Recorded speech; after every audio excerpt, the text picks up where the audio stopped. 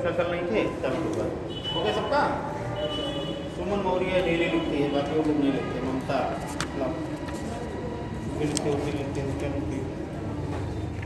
इसका 2 पेज मेरे स्टेपलर कर लिया, मुझे पता नहीं चलता एक पेज की 2 पेज। आओ पेंसिल है, ले आओ। हाँ लिख, नाम लिख दिया करो, मुझे पता नहीं चलता किसका है।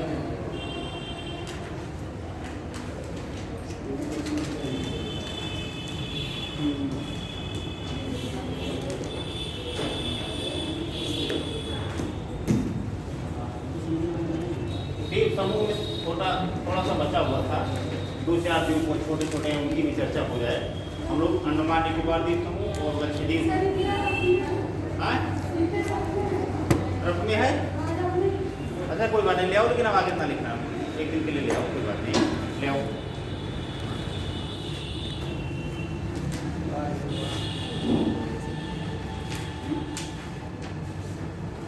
और अध्यक्ष अपना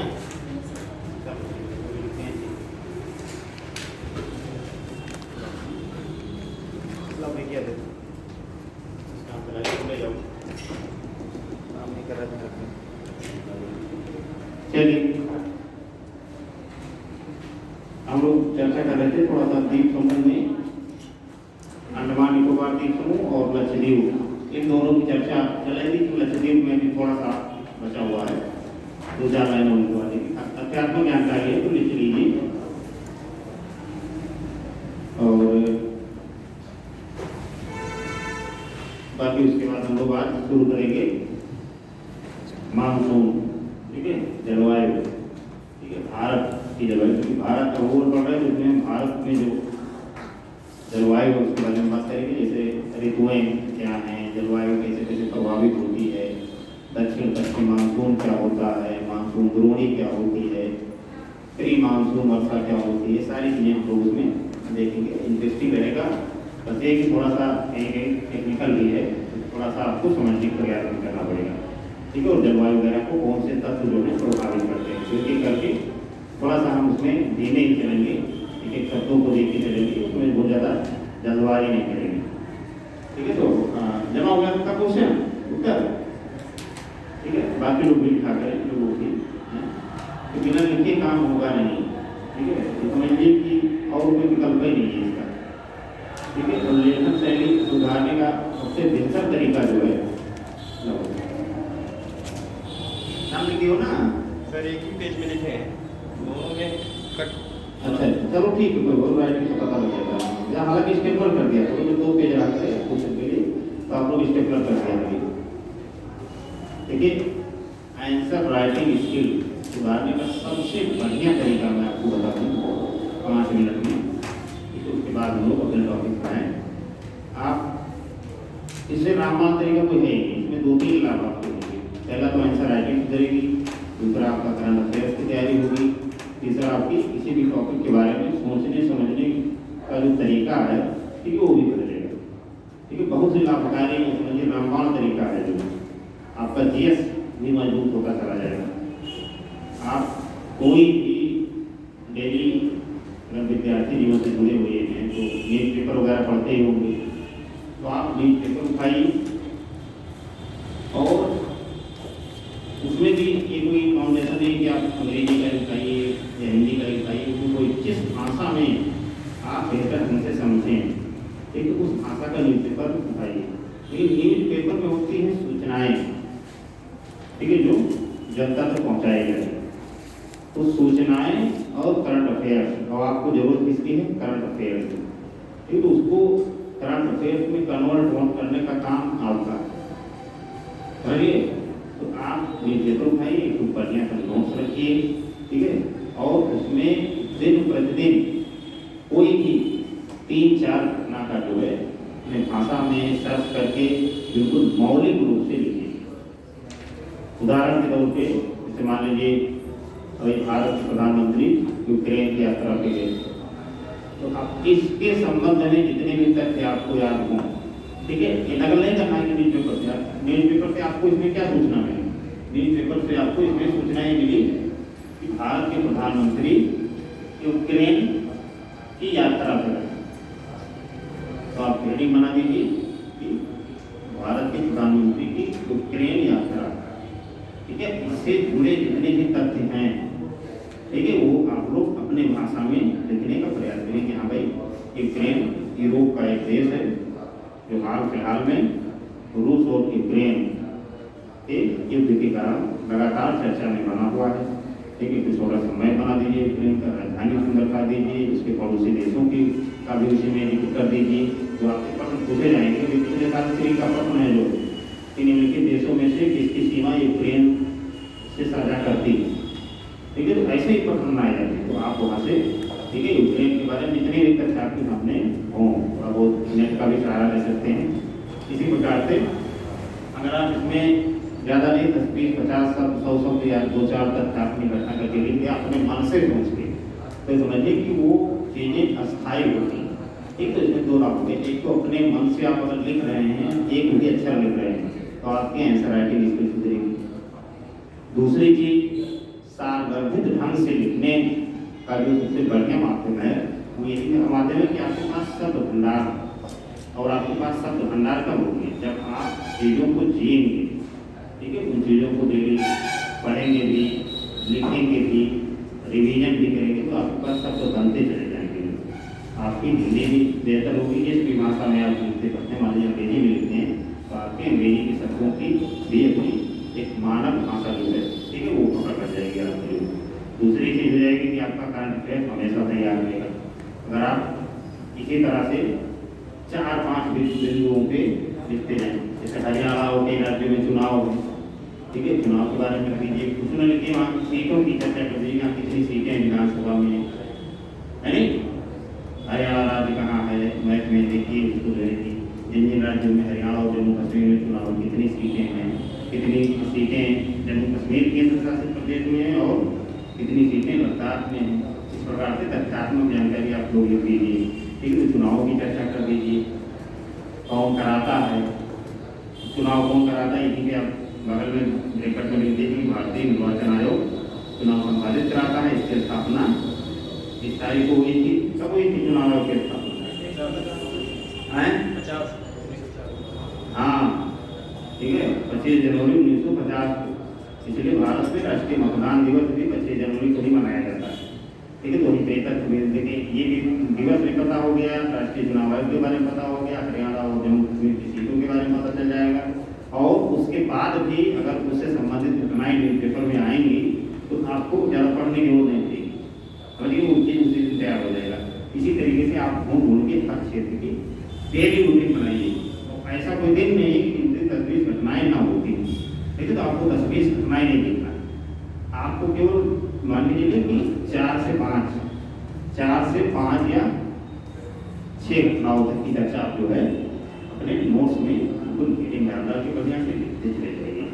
ठीक है, बढ़िया दूर सजाव लगे लिखिए आराम से, रिविजन करने में जितना स्टाइलिश आपका या स्मार्टनेस तरीके से नोट्स लिखा होगा उतने तेजी से याद भी होगा। नोट्स घाँच के लिखेंगे तो याद ज़्यादा नहीं होगा। ठीक है, तो इसको लिखने का आप लोग प्रयास कीजिए। ठीक है, और नोट्स लिखिए और उसको हर सप्ताह रिविजन भी करिए। ठीक है, तो इससे आपके समझिए कि मल्टी प्रॉफिट एक लाभ नहीं बहुत सारा लाभ है। पहला चीज़ है कि आप देश दुनिया की तमाम खबरों से परिचित रहेंगे। जब आप प्रश्न लिखने बैठते हैं तो आपके पास 2 चीज़ों की कमी ज़्यादा होती है। सोचते समझते समझदार आप लोग ये कोई बुरा नहीं, लेकिन आपके पास 2 चीज़ों की सबसे ज़्यादा कमी पड़ती होगी। पहला चीज़ तो तथ्य, ठीक है, जब लिखने बैठते तो भाई यहाँ पे कौन सा तथ्य रहा है। दूसरा सबसे ज़्यादा उदाहरण की कमी पड़ती है। ठीक है, प्रश्न में उत्तर में आपके ये 2 चीज़ जिसमें ज़्यादा रहेंगे वो प्रश्न सबसे ज़्यादा पावरफुल होगा और सबसे ज़्यादा मजबूत प्रश्न माना जाएगा। ठीक है, तो इन 2 चीज़ों को अगर आप अपने उत्तर में समावेश करेंगे इन 2 चीज़ों का तो प्रश्न उत्तर जो है बहुत ज़्यादा स्कोरिंग होगा। ठीक होगा, ये 2 चीज़ें नहीं है तो जो डेली न्यूज़पेपर पढ़ता है चौक चौराहे पे उसको उसके पास भी बहुत सारी सूचनाएं हैं। उसके पास भी भारत पाकिस्तान संबंध को लेकर बहुत सारी सूचनाएं हैं। ठीक है, तमाम प्रधानमंत्रियों के बारे में बहुत सारी सूचनाएं हैं, राजनेताओं के बारे में सूचनाएं हैं, संविधान के बारे में सूचनाएं, लेकिन वो सूचनाएं होती उसमें कोई गहराई नहीं, सतही जानकारी सारी है। ठीक है, तो आपकी जानकारी उसकी जानकारी में अंतर होना चाहिए, आपकी बातें तार्किक होनी चाहिए। ठीक है, तार्किक मतलब कि तथ्यों से उसको उसको समर्थन मिला हुआ होना चाहिए। अगर आप कोई वाक्य लिख रहे हैं कि भारत में विगत 15 वर्षों से निरंतर गरीब आबादी या गरीबी में निरंतर कमी आई है, तो ये वाक्य आपने अगर लिख दिया तो इसका मतलब आपने कहीं पढ़ा होगा ना, तभी तो लिखा है कि गरीबी में कमी है। कोई डाटा देखा होगा कि निरंतर गरीबी में कमी है, इतने करोड़ लोग इस ईयर में गरीब थे, 3 ईयर में कम हुए, 3 ईयर में कम हुए, तो आप उन्हें उसको अगर जो है फ्लो चार्ट बना के इस प्रकार से बना के उसमें सजा के लिख दिया तो आपका समझिए कि आपने जो वाक्य लिखा था, जो बात कही थी, वो केवल हवा हवाई बात नहीं थी, उसके पीछे तर्क था, इसलिए आपने बात लिखी, तभी मजबूत माना जाएगा। आप लोगों का पक्ष जो है एक अच्छे होता है, एक अच्छे कहने का मतलब कि केवल उसमें वाक्य लिखे होते हैं, तर्क बहुत कम होते हैं, फिर उस तर्क आपके उत्तर में होने चाहिए। तर्क कब आपके उत्तर में होंगे? जब आपके पास तर्क हो, सूचनाएं पर्याप्त मात्रा में होंगी। और पर्याप्त मात्रा में कब होंगी? जब आप 2, 4, 5 घटनाओं का जिक्र डेली पढ़ेंगे और लिखेंगे।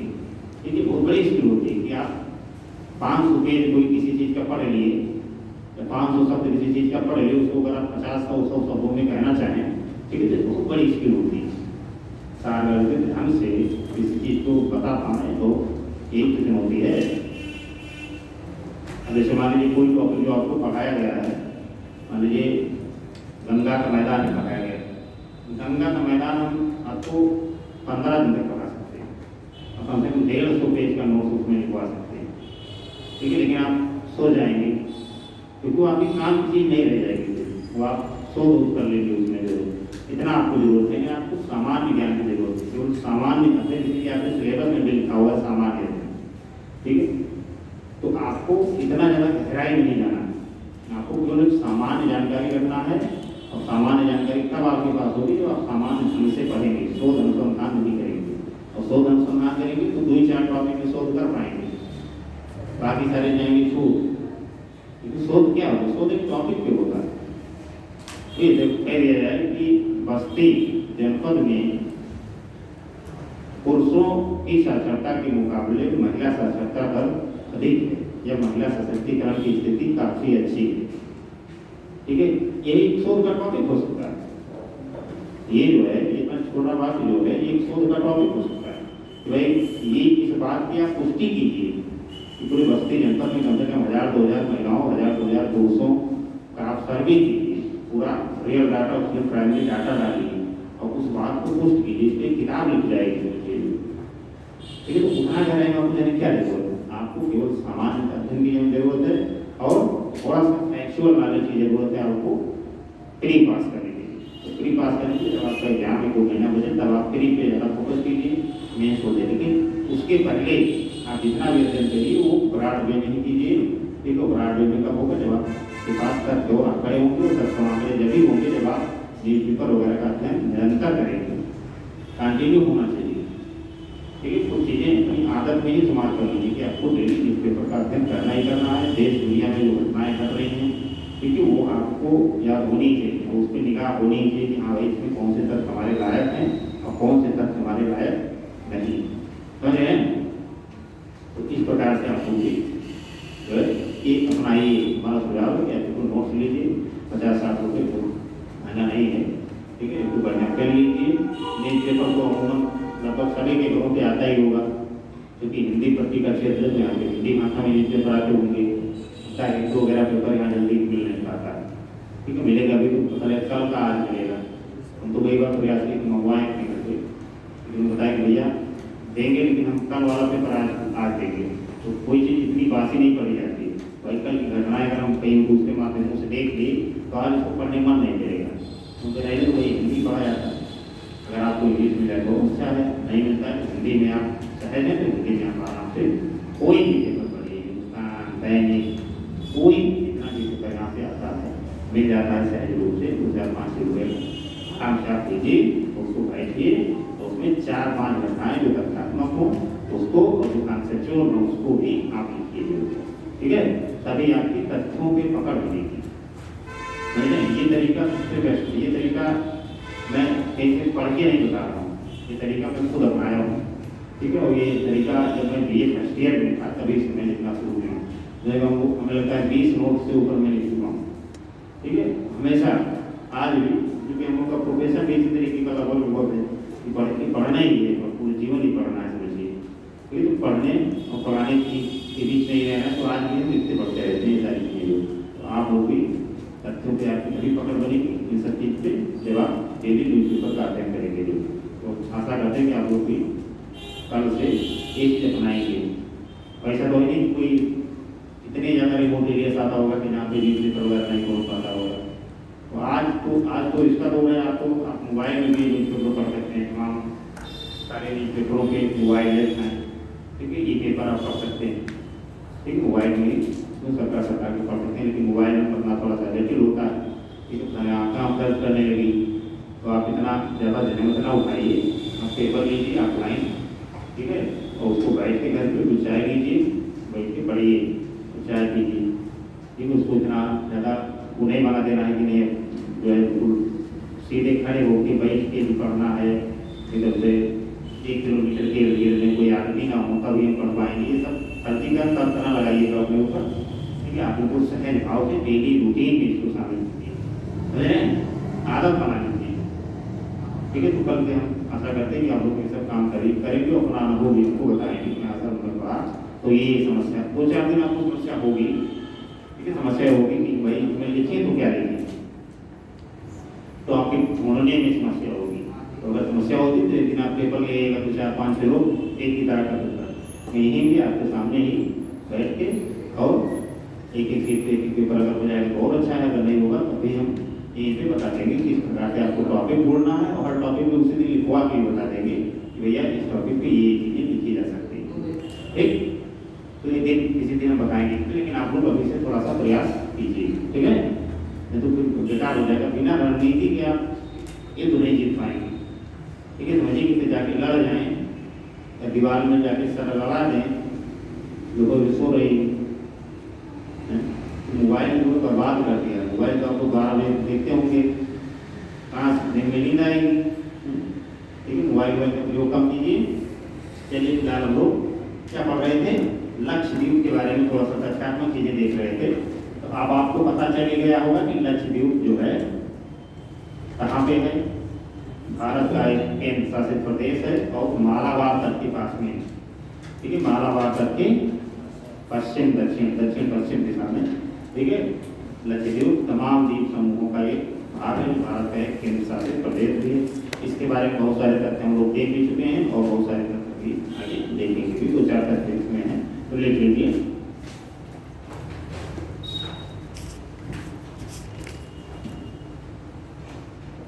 देखिए लक्षद्वीप में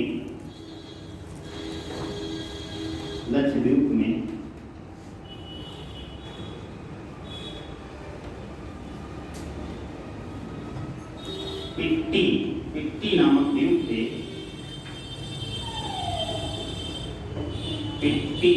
द्वीप पे, पिट्टी नामक द्वीप पे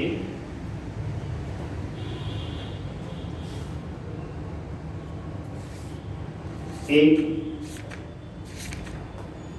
पक्षी अभ्यारण्य स्थित है, एक पक्षी अभ्यारण्य स्थित है।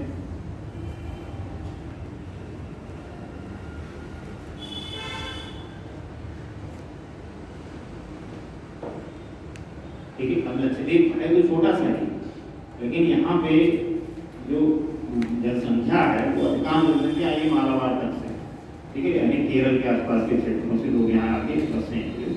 तो भाषा भी लगभग केरल में बोली जाती है वही भाषा भी होगी। जैसे जो लोग ट्रांसफर हुए किसी एक स्थान से दूसरे स्थान पे, तो अपने साथ में बहुत सारी चीज़ें लेके जाते हैं। वहाँ के रीति रिवाज, वहाँ के तीज त्योहार, वहाँ के पहनावा, वहाँ का खान पान।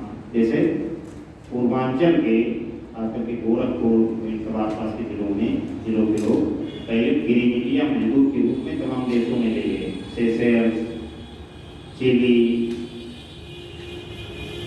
इसके अलावा एक देश आता है मेडागास्कर, इन सारे देशों के पास में सब लोग यहाँ पे औपनिवेशिक शासन काल के दौरान यहाँ से चले गए। अब आज भी वहाँ पे जो संख्या है लोगों की वो जो है उसमें बहुसंख्यक कई जगह पे भारतीय मूल के लोग हैं जो, और इसी सारे क्षेत्र में अभी सारा क्षेत्र कैसा है, भोजपुरी भाषा का क्षेत्र है, यहाँ के रीति रिवाज, तीज त्यौहार भी आपको सभी जानते हैं, तो वो सारे त्यौहार रीति रिवाज आज भी वहाँ पे भारी संख्या में लोगों के द्वारा मनाए जाते हैं जो, ठीक है। 2-4 साल पहले लेके गए थे, लेकिन आज भी जो है वहाँ पे इन सारी चीज़ों का अपना वर्चस्व है। तो अब क्योंकि मालाबार तक से लोग गए हैं, केरल में मालाबार तक पड़ता है ज़्यादातर, ये तो केरल में कौन सी भाषा बोली जाती है? मलयालम, वही भाषा है बोली जाती है। लिख लीजिए ये बात। लेकिन लक्षद्वीप में बसने वाले अधिकांश लोग मालाबार तट से आए हैं।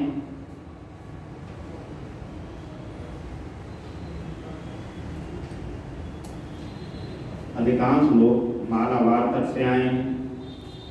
यहाँ पर लगभग 94% मुस्लिम आबादी है, 94% मुस्लिम आबादी है।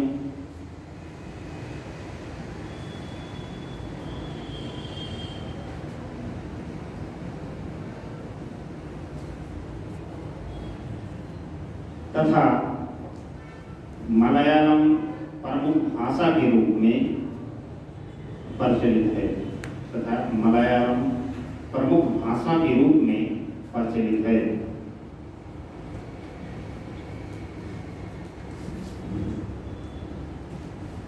हालांकि मिनी काय द्वीप इसका एक अपवाद है। हालांकि मिनी काय द्वीप इसका एक अपवाद है। मिनी काय द्वीप इसका एक अपवाद है। मिनी काय द्वीप आप लोग कल लाइफ में देखे होंगे। हाँ, मिनी काय द्वीप इसका एक अपवाद है। इसका मतलब हो गया कि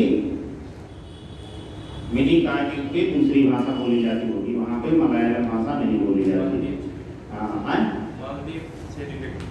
मालदीव से रिलेटेड भाषा वहाँ पे ज़्यादा करते हैं। मालदीव से वो 8 डिग्री चैनल के द्वारा पृथक है, लेकिन बहुत सारा कल्चर वहाँ का वहाँ पे प्रभावित है। जैसे पूर्वांचल में कई जगहों पे देखिए नेपाल और भारत के लोग आवागमन करते हैं दिन प्रतिदिन के हिसाब से। जो ये तो बहुत सारी संस्कृति भारत की नेपाल में और नेपाल की भारत में प्रचलित है। जो ठीक उसी प्रकार से आसपास का क्षेत्र होने के नाते मिनी काय द्वीप पे देख लीजिए, मिनी काय इसका एकमात्र अपवाद है जहाँ पर महल भाषा बोली जाती है।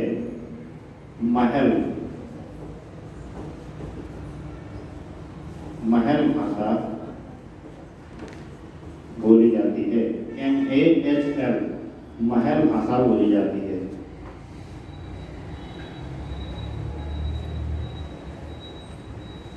यह मूलतः मालदीव की भाषा है। यह मूलतः मालदीव की भाषा है।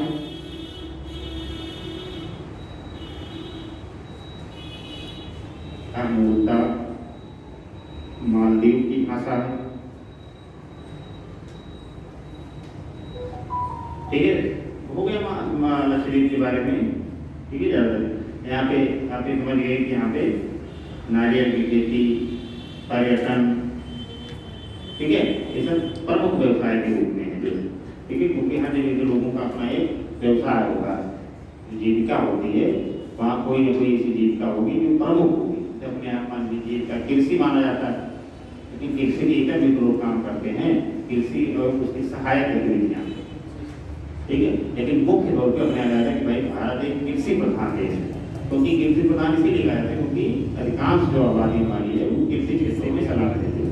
क्योंकि भारत सर्विस सेक्टर में भी ठीक ठाक स्थिति में है, निर्माण सेक्टर में भी ठीक ठाक स्थिति में, बड़ा देश है, इतने ज़्यादा लोक संख्या में तो जाहिर सी बात है बहुत सारे उपभोक्ता सामान और तमाम सामानों की जरूरत होती है। तो हम केवल एक बाजार नहीं रह सकते, केवल बाजार रहेंगे तो दिक्कत होगी। तो हम अपने यहाँ बहुत सारी चीज़ों का निर्माण भी करते हैं और दुनिया में बेचते भी हैं, ठीक है। लेकिन मुख्य जो काम हमारा है वो कृषि एवं उससे संबंधित सेक्टर, उससे संबंधित कम से पशुपालन, डेयरी, ये सब उससे संबंधित क्षेत्रों में आ जाता है। और बाकी चीज़ भी उसी के सहायक क्षेत्रों के रूप में काम आता है। बड़े अब दूसरा डालो, श्री हरिकोटा देव जानते हैं आप लोग, तो लिख लो इसके बारे में एक लाइन। कहाँ पे है श्री हरिकोटा देव? आंध्र प्रदेश। हाँ लिख लो। और किसके लिए श्री कोटा दिन फेमस है? हाँ, सतीश धवन अंतरिक्ष केंद्र में स्थित है, ठीक है, जहाँ से तमाम कृत्रिम उपग्रहों का प्रक्षेपण किया जाता है। लिख लो। यहाँ पुलिकट झील के, यहाँ पुलिकट झील के अग्रभाग में स्थित है। पुलिकट झील के अग्रभाग में स्थित है। यहीं पर सतीश धवन अंतरिक्ष केंद्र भी अवस्थित है। बाकी और सूचना है आपको जाके देख लीजिएगा, इससे संबंधित और सारे तथ्यों की जरूरत। अगला डालो पंबन द्वीप। पंबन द्वीप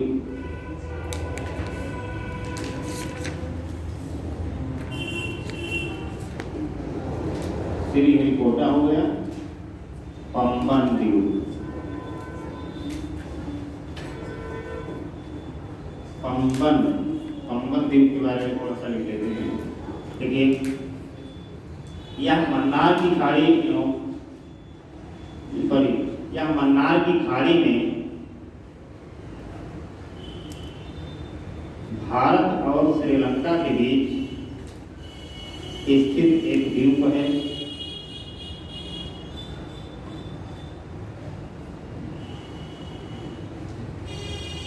भारत और श्रीलंका के बीच स्थित एक द्वीप है। यह आदम ब्रिज का भाग है। यह आदम ब्रिज का एक भाग है। अब भारत एक परिचय जब लिखवाए थे तो वहाँ पे इसको मैप पर बना के बढ़िया से लिखवाए थे।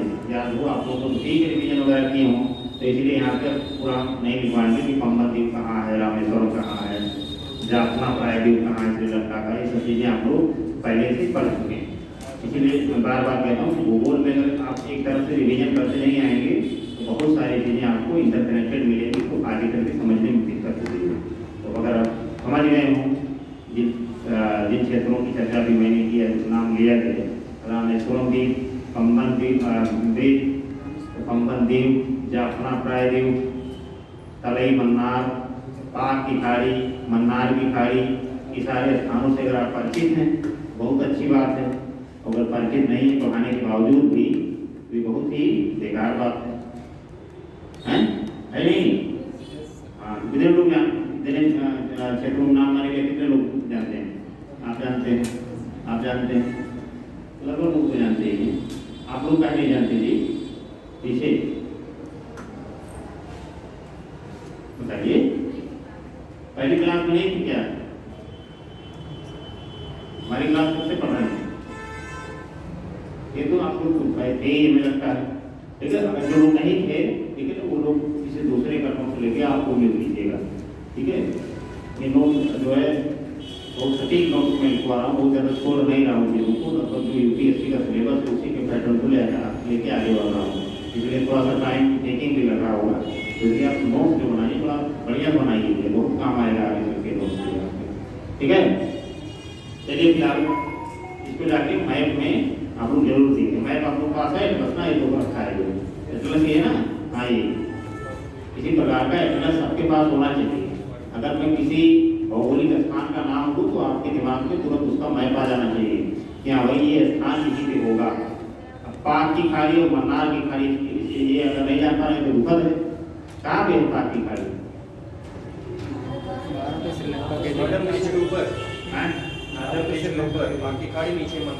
हाँ ठीक है, तो ये सब ये थोड़ा सा लोग देखिए भी है। पाक की खाड़ी पाकिस्तान के पास नहीं होगी, ठीक है। चलिए फिलहाल आशा करते हैं कि आप मुझे इसको जाके देख लेंगे, अगर नहीं देखेंगे तो गड़बड़ा जाएगा। एक दिन और लिख दीजिए, न्यू मोर द्वीप, न्यू मोर द्वीप, ये कहाँ पे है भैया? पश्चिम बांग्लादेश। बांग्लादेश आप लोग ना, तो ये भारत का द्वीप जो है विवादित है। हाँ चलिए, अच्छा ये सोना और सोनम दोनों लोग पहुंचे चुकी हैं। तालियों स्वागत कराएं या तो इन दोनों का, ये दोनों इधर ही रहती नहीं है, कहीं लग रहा है हर वक्त का बोला रहता है। कई बार इसको देखे हैं हम लोग, इतना नजदीक से आगे तो देर हो जाता है तो कैसे। चलिए लिखिए,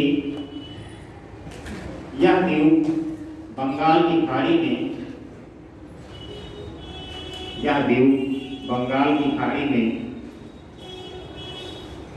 बांग्लादेश तथा भारत की सीमा पर अवस्थित है।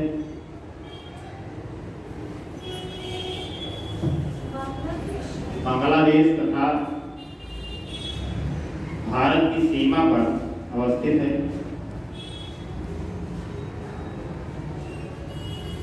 गंगा के मुहाने पर, गंगा के मुहाने पर, ये बर्फ में लिख रही है, इसी दिन हम फाड़ वाड़ देंगे दोनों को रखो, ठीक है, वहीं फाड़ के ही जलवा देंगे जो, समझिए। रफ में कोई ना लिखे जो है, क्यों रफ में लिख रहे हो, तो नहीं पा रहे हैं, इतनी महंगी तो काफी नहीं है ना, तो ना आपको ये कह रहे हैं कि आप सोने और चांदी फर्क वाली काफी नहीं चाहिए, उस पर लिखिए। सफेद पन्ना जो नहीं वही कुछ 6 महीने बाद सड़ जाएगा ये। एयर भी कर लेंगे, एयर भी कर लेंगे, काफी इतना डबल मेहनत ना उससे करते हो, और इस एनर्जी को कहीं अच्छी जगह लगाओ, रिवीजन में लगा दो। अरे भगवान, रकम मत लिखा करो, कुल मिला के कई बातें रिवीजन में करना है तो आप जो है इसको सफेद पन्ने में लिखिए, उसके बाद रिवीजन करके 5-6 बार उतारिए, हम कोई आपत्ति नहीं है, ठीक है। ठीक, रकम मत लिखा वो क्या लिखो, यह गंगा के मुहाने पर मलबों के निक्षेप से निर्मित है, मलबों के निक्षेप से निर्मित है, मलबों के निक्षेप से निर्मित है, जिस पर भारत एवं बांग्लादेश के मध्य विवाद था, जिस पर भारत एवं बांग्लादेश के मध्य विवाद था। लिखवा रहे हैं या लिखवा रहे हैं,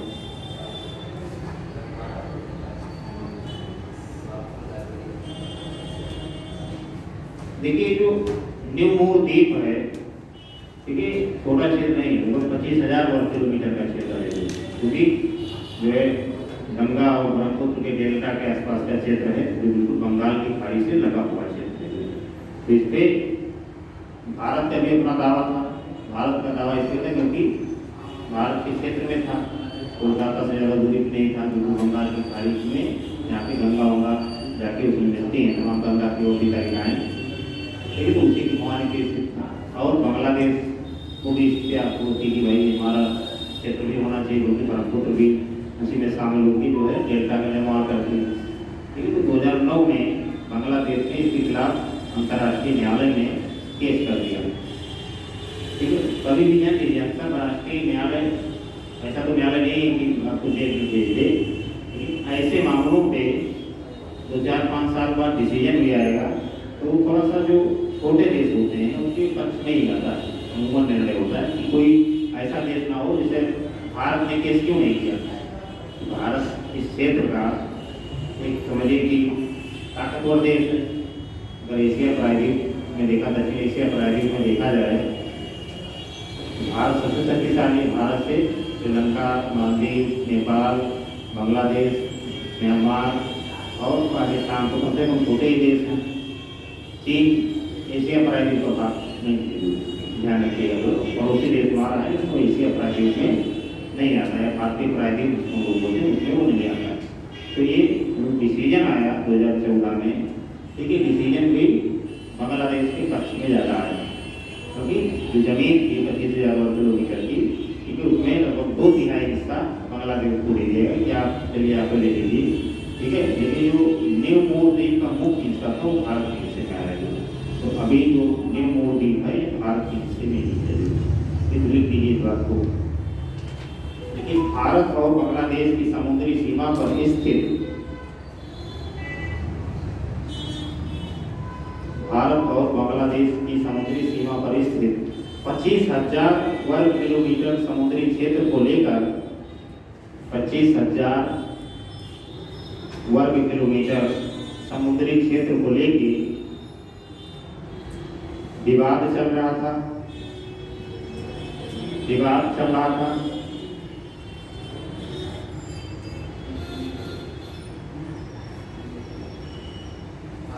अक्टूबर 2009 में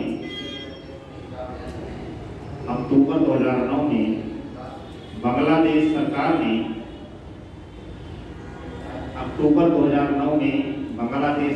ने इसके खिलाफ अंतर्राष्ट्रीय न्यायालय में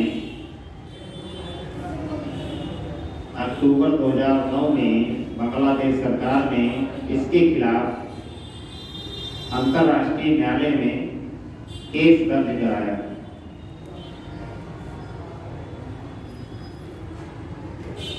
अंतर्राष्ट्रीय न्यायालय में केस दर्ज कराया, जिसका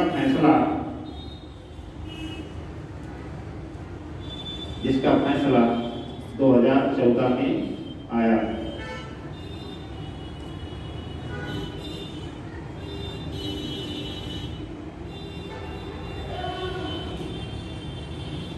अंतर्राष्ट्रीय न्यायालय ने निर्णय देते हुए कहा कि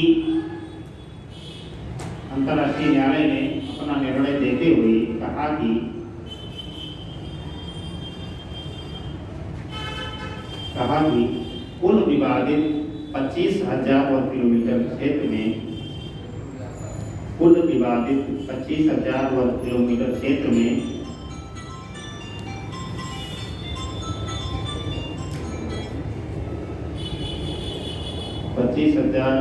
किलोमीटर क्षेत्र में 19,467 वर्ग किलोमीटर क्षेत्र पर बांग्लादेश का अधिकार होगा। 19,467 वर्ग किलोमीटर पर बांग्लादेश का अधिकार होगा। शेष भाग भारत के पास रहेगा।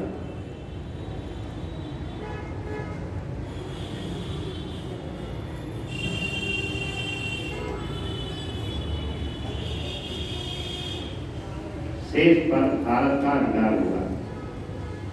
न्यू मूर द्वीप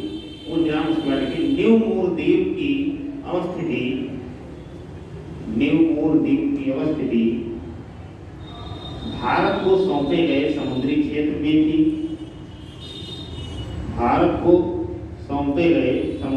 में थी।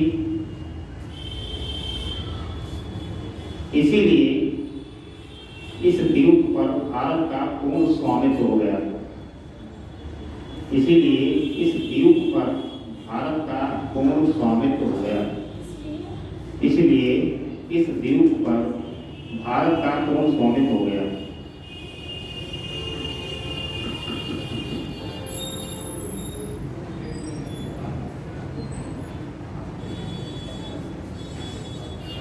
हो गया हैं?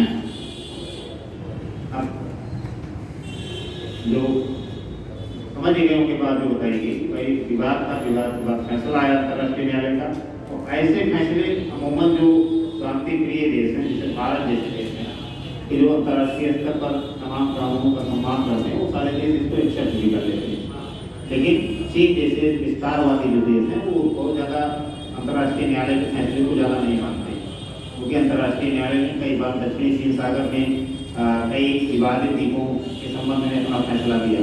जैसे फिलीपींस के साथ तमाम द्वीपों के विवाद था, जापान के साथ भी विवाद है दक्षिणी चीन सागर में, वियतनाम के साथ में है जो, लेकिन कई बार उसका डिसीजन छोटे देशों के पक्ष में आया कि नहीं भैया ये वाला द्वीप जो है आप फिलीपींस को ही दे दीजिए, ये उसी के हिस्से में आता है, उसी के जलील क्षेत्र में आता है। लेकिन चीन ने उस पर अपना दावा नहीं छोड़ा। लेकिन भारत ने काचलों की कोई बातें नहीं की जाने को अपना जो कौन सा बहुत ज़्यादा ऐसा क्षेत्र है जिसमें हम कर पाएंगे, हालांकि सामाजिक क्षेत्र जरूर रहता है। ठीक है, तो न्यू मूर द्वीप का जो मुख्य हिस्सा था वो भारत के हिस्से में है। तो इसलिए इस द्वीप में वर्तमान में भारत का पूर्ण स्वामित्व मतलब पूरा भारत की संप्रभुता के क्षेत्र में आता है। लेकिन एक छोटा सा द्वीप हुआ ऑलरेडी रूप सागर द्वीप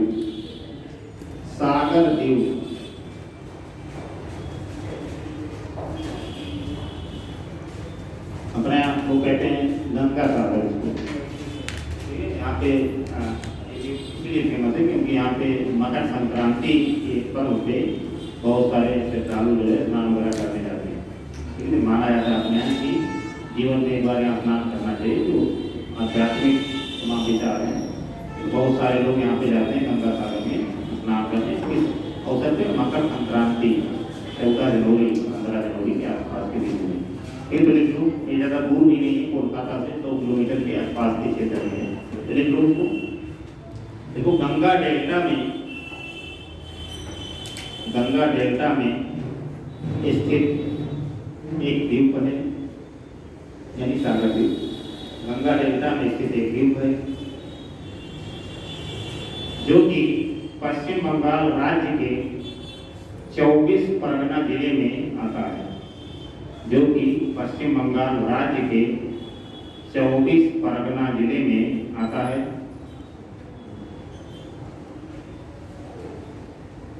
चौबीस परगना जिले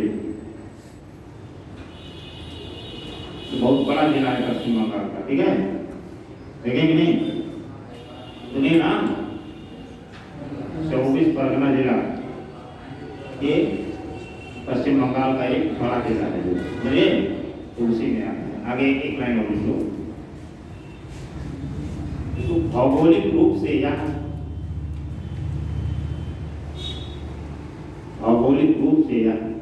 महाद्वीपीय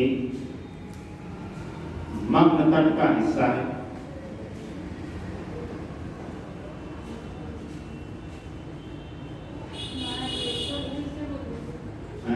भौगोलिक रूप से यह महाद्वीपीय मग्न तट का हिस्सा है। महाद्वीपीय मग्न तट की चर्चा हम लोग कल कर चुके हैं। यानी तो ऐसा क्षेत्र है स्थल का भाग, लेकिन समुद्र में डूबा हुआ है, उसका ज्यादा तरीका तो उसको महाद्वीपीय मग्न तट बोलते हैं, ठीक है। उसका हिस्सा है। और एक लाइन और लिखो। तो मकर संक्रांति के अवसर पर प्रत्येक वर्ष यहाँ पर लाखों श्रद्धालु गंगा स्नान करने आते हैं। बस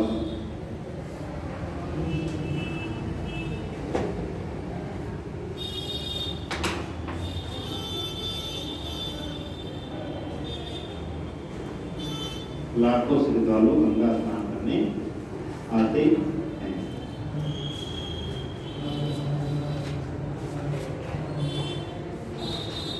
भैया अब जो है आपका जो भारत का भूआकृतिक प्रदेश है वो समाप्त हो गया। भारत के भूआकृतिक प्रदेशों को हम लोगों ने 4 भागों में बांट के देखा था। पहला उत्तर का पर्वतीय भाग, फिर मैदानी क्षेत्र, गंगा और तमाम नदियों के द्वारा जो मैदानी क्षेत्र में तो उसको देखा हम लोगों ने।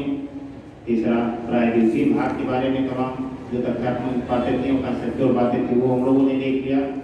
कहाँ पे पर्वत है, कहाँ पे पठारी है, कहाँ पे खनिज ज़्यादा पाए जाने की संभावना है, बहुत सारे तथ्यों के बारे में हम लोगों ने देख लिया। और तटीय मैदान के बारे में हम लोगों ने देख लिया। पूर्वी तट और पश्चिमी तट में विभाजन कर दिया, दोनों में अंतर भी हम लोगों ने देख लिया है। और द्वीप समूह के बारे में खत्म हो गया। यानी भारत के भूआकृतिक प्रदेश जो है उसकी चर्चा हम लोग कर चुके। आपका बड़ा टॉपिक जो है तरह से कि भूगोल का प्रवेश द्वार कह लीजिए, भारत के भूगोल का, वो हमारा हो गया समाप्त, ठीक है। अब आप लोग के ऊपर है कि कितना समझ पाए, कितना नहीं समझ पाए। अगर रिवीजन वगैरह करेंगे, तमाम प्रश्न उसमें उठेंगे तो आप निश्चित रूप से समझ पाएंगे। और अगर इन्हीं पे केवल कथा सुन के घर पे चले जाएंगे तो निश्चित तौर पर आप नहीं समझ पाएंगे। तो भूगोल ऐसा विषय नहीं है कि आप एक बार पढ़ लीजिए और समझ में नहीं आएगा, क्योंकि सबसे सरल चैप्टर ये था भूगोल का। और मामला नहीं अब जो शुरू होने लगा है, ठीक है, उसमें आपको थोड़ी थोड़ी समस्या कहीं कहीं पे होगी, समझिए। जो जलवायु वाला चैप्टर है, भारतीय मानसून है, ठीक है, उसमें थोड़ा सा समस्या होगी। अगला टॉपिक आपका रहेगा मानसून और जलवायु, भारत के का मानसून एवं जलवायु।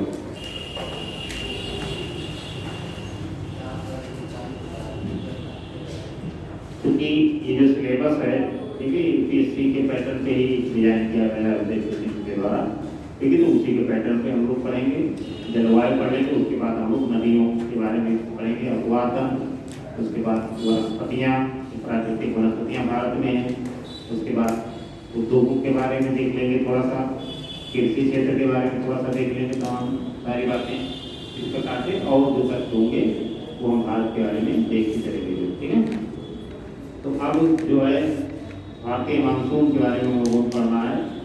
मानसून, क्योंकि भारत का जो मानसून है ये स्पेशल विशेष है।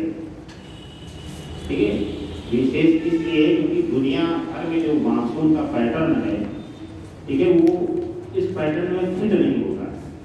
ठीक है, भारत जो है इस पैटर्न में पूरी तरीके से फिट नहीं होता। फिट कैसे नहीं होता है वो चीज़ें अभी हम लोग आगे देखेंगे।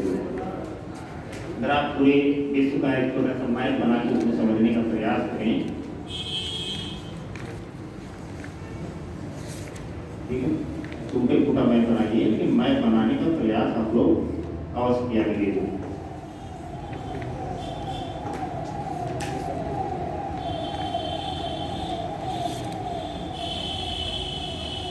थोड़ा सा छोटा हो गया होगा यहाँ पे बनाने का। अब इसमें जो है आपको तमाम मैप बनाने ही पड़ेंगे। इसमें इन सारे टेक्नों को देखिए,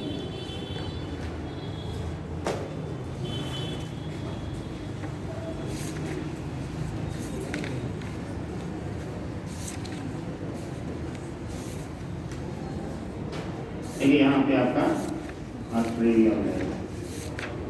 ठीक है,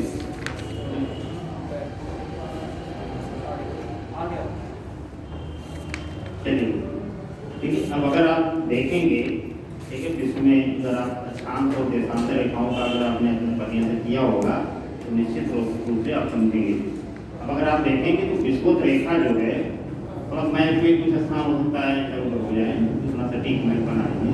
ठीक है, तो विश्वोत्तर रेखा जो है भारत के संदर्भ में ज़्यादातर समझाने का प्रयास करेंगे। विश्वोत्तर रेखा ये है 0 डिग्री, इसको हम लोग बोलते हैं भूमध्य रेखा। भूमध्य रेखा, ठीक है। अब अमूमन हम लोग अभी तक ये पढ़ते आए हैं कि विषुवत रेखा के आसपास के क्षेत्रों में वर्षा ज़्यादा होगी, तापमान ज़्यादा होगा, ये सारी चीज़ें हम लोग देखते हैं। विषुवत रेखा का मतलब उसके आसपास के सब 10 से 15 डिग्री के आसपास के क्षेत्रों, यानी यहाँ से लेके और यहाँ तक के क्षेत्र में मोटे तौर पर अगर देखा जाए। लेकिन भारत की जो लोकेशन है, ठीक है, विषुवत रेखा में भी यानी उष्ण कटिबंध में भी है और शीतोष्ण कटिबंध में भी। यानी अगर आप देखेंगे तो जो कर्क रेखा है, तो दूसरे पंच बनाए समझ में आएगा। जो कर्क रेखा है वो भारत के लगभग मध्य से होकर गुजरती है। कर्क रेखा का मतलब 3.5 डिग्री अक्षांश से उत्तरी अक्षांश रेखा, ये कर्क रेखा है। और 23.5 की जो नीचे रेखा है उसको हम लोग बोलते हैं मकर रेखा। इस बात को समझ रहे हैं? अब भारत की स्थिति अगर आप देखेंगे तो आधा भारत उष्ण कटिबंध में है। उष्ण कटिबंध का मतलब कि 10 डिग्री उत्तरी अक्षांश और 10 डिग्री निचले अक्षांश को मिला के उष्ण कटिबंध का क्षेत्र बनता है।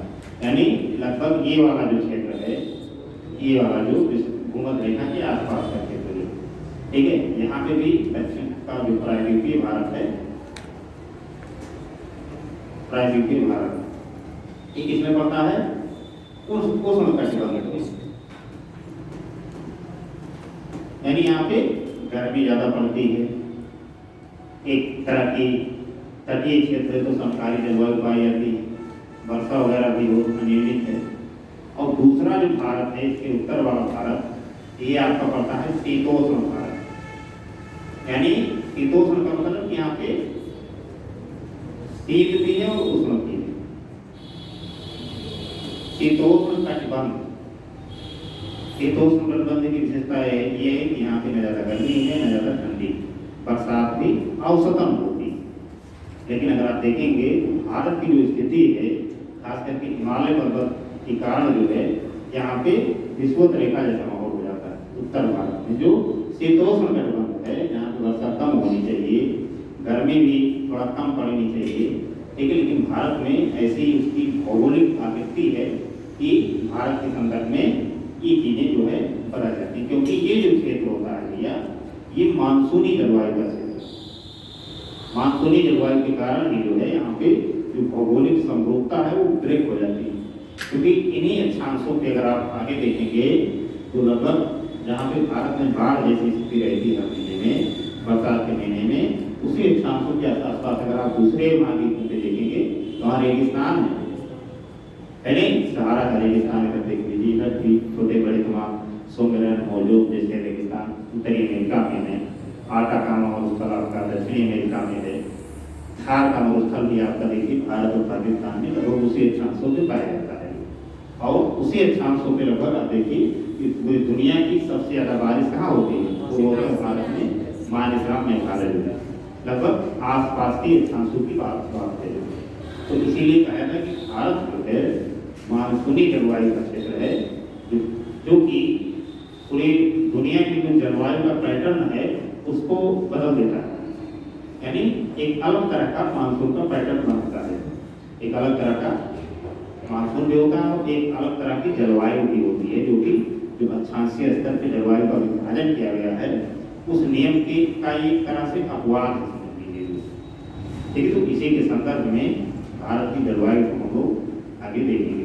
तो सबसे पहले कुछ बुनियादी बातें जान लेते हैं कि जलवायु भैया क्या होता है, मौसम क्या होता है, इन सबकी परिभाषा वगैरह आपको अच्छे से पता होना ही चाहिए, नहीं तो गड़बड़ा जाएगा।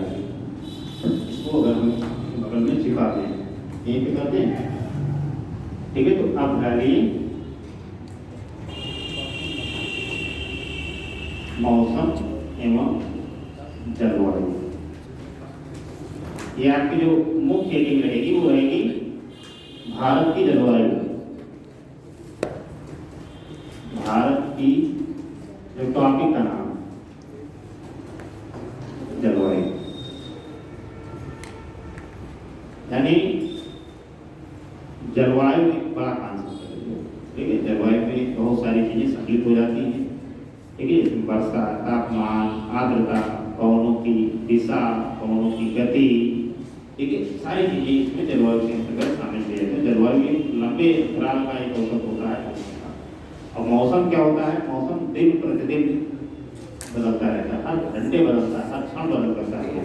कभी धूप होगी, कभी छाँव होगी, कभी ठंडा मौसम हो जाएगा, कभी हवाएं तेज चलने लगेगी। इस प्रकार को हम लोग दिन प्रतिदिन के स्तर पर महसूस करते हैं, लेकिन जलवायु को हम दिन प्रतिदिन के स्तर पे नहीं महसूस करते। समझे नहीं, इतनी बातें सुन गए, लिख लीजिए इसी को। देखिए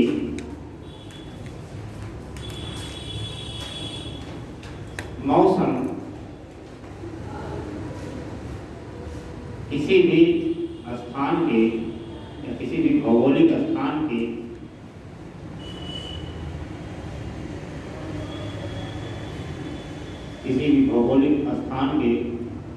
स्थान के स्तर पर दिन प्रतिदिन घटित होने वाली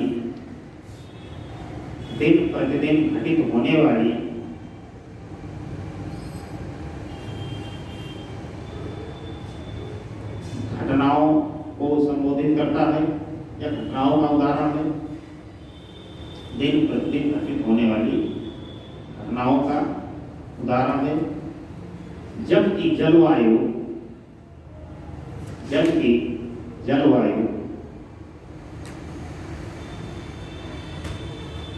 किसी भी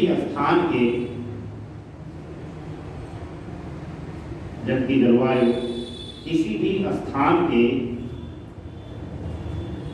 औसत मौसमी दशा का योग होता है। जबकि जलवायु किसी भी स्थान के औसत मौसमी दशा का योग होता है। योग योग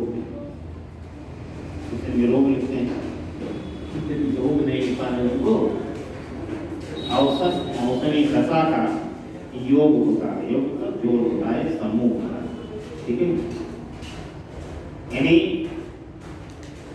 इन दोनों शब्दों, ये दोनों शब्द जो है किसी न किसी तरह से जो है जलवायु के होता है, लेकिन एक है कि एक अल्पकाल के समय में जो है या अल्पकाल के औसत मौसमी दशा को प्रदर्शित करता है। लेकिन दूसरा क्या है, दीर्घकाल। अल्पकाल का मतलब 1 घंटे 2 घंटे, 1 दिन 2 दिन 4 दिन, महीने 2 महीने को प्रदर्शित करता है मौसम। और जलवायु जो होती है वो दीर्घकालिक औसत मौसमी दशा का योग होता है। यानी लगभग 20 साल 25 साल के मौसम का अगर हम औसत निकालेंगे, ठीक है, तो मौसम का पैटर्न लगभग सेम मिलेगा। लेकिन थोड़ा बहुत अगर परिवर्तन उसमें आ गया तो उसी के पूरे समूह को हम जो है कह देंगे कि जलवायु। जैसे कभी मौसम 45 डिग्री टेम्परेचर वाला होता है, हवाओं की गति 20 किलोमीटर प्रति घंटा होती है। कभी होता है हवाओं की गति 50 किलोमीटर प्रति घंटा होती है, टेम्परेचर 40 डिग्री होता है। आर्द्रता भी अलग अलग मात्रा में होती है, कभी 20% आर्द्रता, कभी 30%, कभी 50%, कभी 70%। यानी ये एक तरह से बदलाव इसमें आता है। लेकिन अब भले कितना भी बदलाव आ जाए, लेकिन अब जैसे माना जाता है कि पृथ्वी का जो औसत तापमान है, यानी सतह का जो औसत तापमान है पृथ्वी का, वो 15 डिग्री सेंटीग्रेड। लेकिन हमेशा आपको देखते हैं कि 15 हमेशा होता है 15 डिग्री सेंटीग्रेड तापमान। पूरी पृथ्वी का जो औसत तापमान है, ठीक है, वो 15 डिग्री माना जाता है। लेकिन कहीं से 45 डिग्री भी होता है किसी समय में, किसी समय में -15 भी होता है, तय नहीं होता है। 5 डिग्री 10 डिग्री माइनस, इस प्रकार का तापमान आप लोग दर्ज करते हैं। तो क्या जो दिन प्रतिदिन होता है ये होता है मौसम, और जो दीर्घकाल में बदल जाए, ठीक है, उसको हम लोग बोलते हैं जलवायु। यानी दीर्घकाल में जैसी भी दशा होगी, ठीक है, पूरे का योग बना देंगे। जब जलवायु शब्द से बोला जाए तो जलवायु शब्द का मतलब ही हो जाता है कि जलवायु बहुत सारे शब्द उसमें समाहित। जैसे अगर जलवायु के शब्दों को अगर हम जैसे मान लीजिए कहीं पे जलवायु लिखा, या जलवायु वहाँ के तापमान को भी प्रदर्शित करेगा, वहाँ की आर्द्रता को भी प्रदर्शित करेगा, वहाँ के हवाओं की गति को भी प्रदर्शित करेगा, हवाओं की गति, हवाओं की दिशा, हवाओं की दिशा, ये सारे जो जितने भी घटक हैं, ये सब क्या है, जलवायु के घटक। इसके अलावा और बहुत सारे तत्व, इसमें वर्षा हो जाएगा, वर्षा का वितरण हो जाएगा, ये सारे तत्व जो है वहाँ पे शामिल किए जाएंगे।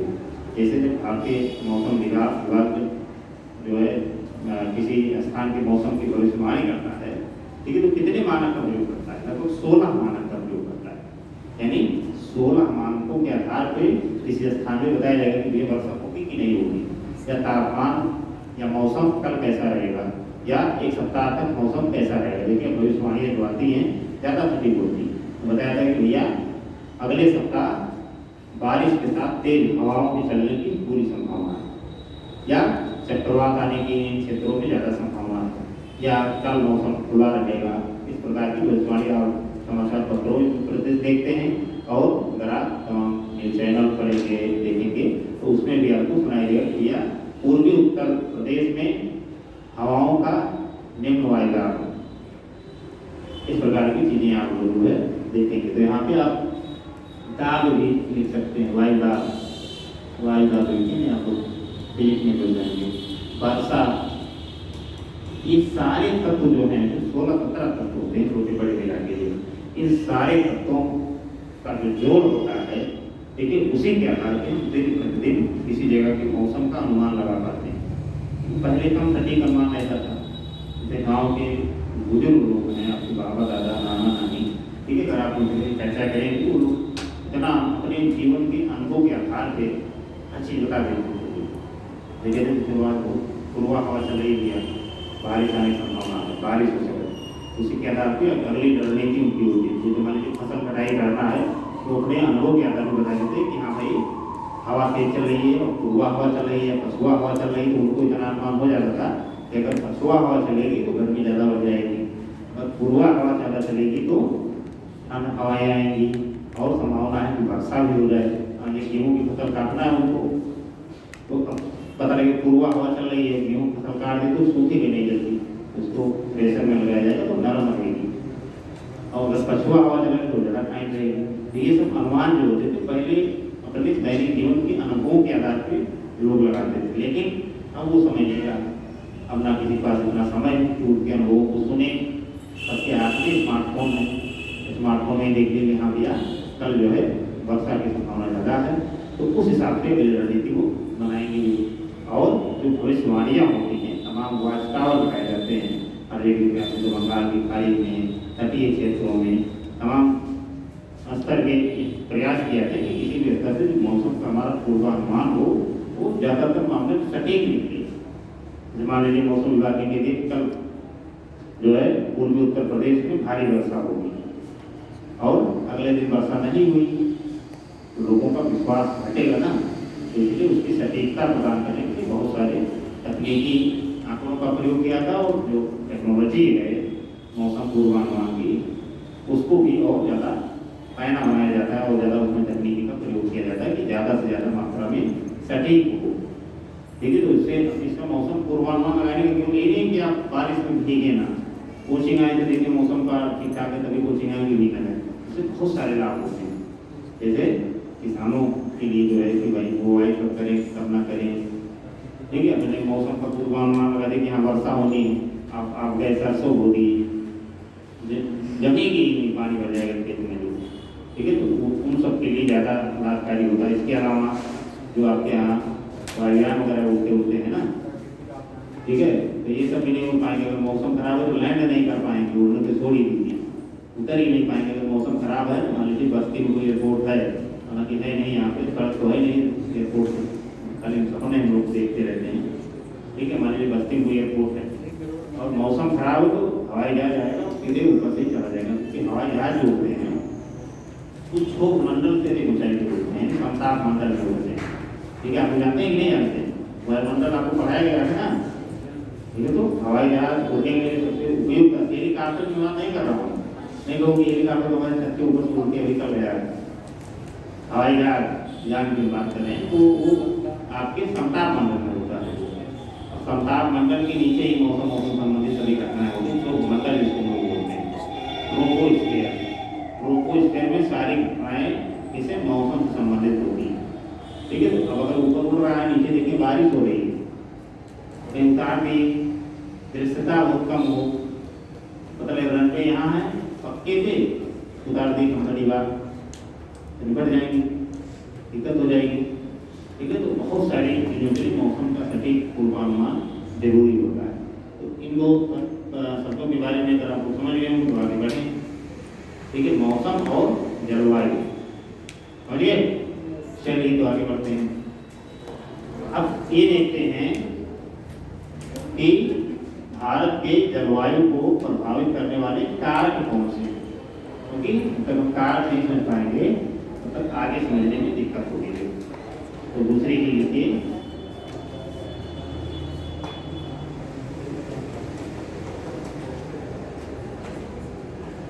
जलवायु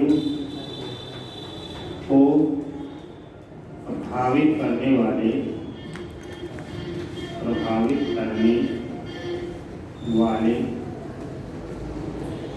कारक, ठीक है। तो जलवायु को प्रभावित करने वाले एक एक कारण, यानी किसी भी स्थान में वर्षा होगी कि नहीं होगी, या ठंडा मौसम रहेगा कि गर्म मौसम रहेगा, कब पानी बरसेगा कब नहीं बरसेगा, यानी ये सारी जो घटनाएं हैं इन सबके कारक कौन से कारक ये डिसाइड करते हैं कि यहाँ पे वर्षा होगी, और कौन से कारक ऐसे हैं जो डिसाइड करते हैं कि यहाँ पे वर्षा नहीं होगी।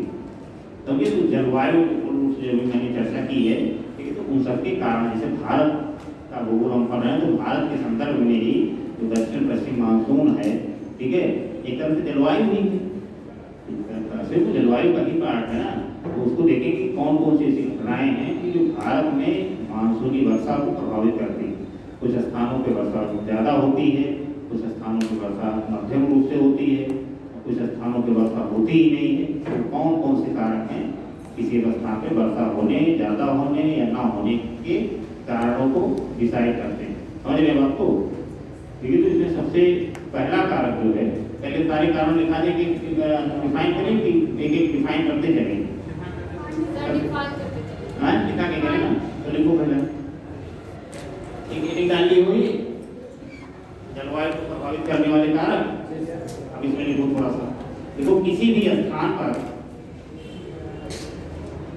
स्थान पर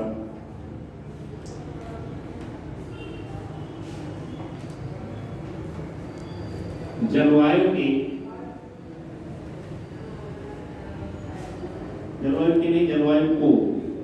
को प्रभावित करने वाले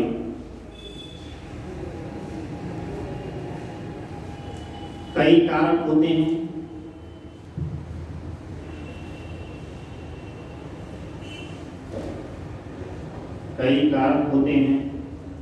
जिनका विवरण निम्नलिखित है।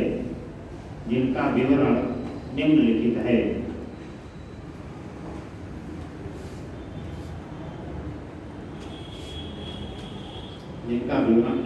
पहला लिखिए, समुद्र तल से ऊंचाई। समुद्र तल से ऊंचाई। दूसरा लिखिए, देश की अक्षांशीय स्थिति। समुद्र तल से ऊंचाई।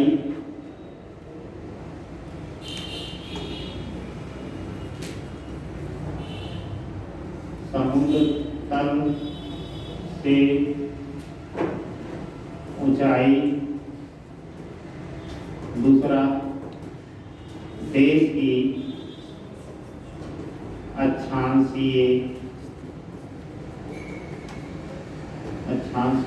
स्थिति। तीसरा लिखिए, ऐसे एक एक करके हम लिखे, मतलब ऐसे मीटिंग बना के नीचे पर पूरा विवरण की तरह लिखते चले आएंगे। तीसरा लिखिए, हिमालय की अवस्थिति।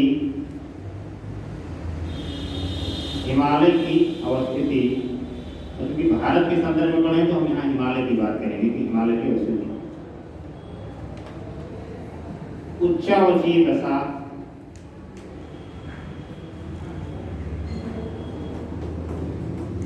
हिमालय की अवस्थिति।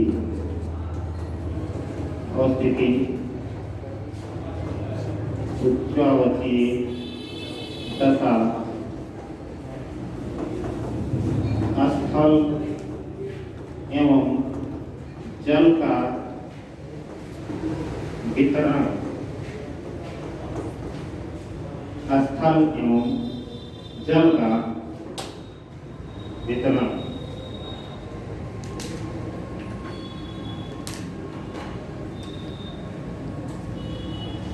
ठीक है, ये ऐसे कारक हैं कि किसी भी स्थान के जो है मौसम एवं जलवायु को गहराई से प्रभावित करते हैं कि किसी स्थान का मौसम क्या होगा और क्या नहीं होगा। अब इनके अतिरिक्त कोई तो लगभग भौगोलिक स्थिति की बात होगी। ठीक है, इसमें समुद्र तल से ऊंचाई, अक्षांशीय स्थिति, जल एवं स्थल का वितरण, ये सारी क्या है, एक तरह से कह सकते हैं स्थलीय विशेषताओं की बात करता है। ठीक है, लेकिन स्थलीय विशेषताओं के साथ साथ इसमें कुछ वायुमंडलीय विशेषताएं भी सम्मिलित होती हैं। ये तो वायुमंडलीय विशेषताओं में जैसे मान लीजिए पवन की गति, पवन की दिशा, किस दिशा में पवन बह रही है, ये सारे कारक भी सम्मिलित होते हैं। तो दूसरी तरफ लिख लो या तो एक अलग से लिख लो। तो इसके अतिरिक्त किसी भी स्थान के मौसम एवं जलवायु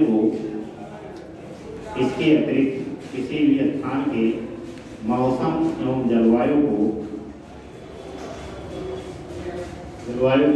वहाँ की वायुमंडलीय दशाएं भी प्रभावित करती हैं। वायुमंडलीय दशाएं भी प्रभावित करती हैं।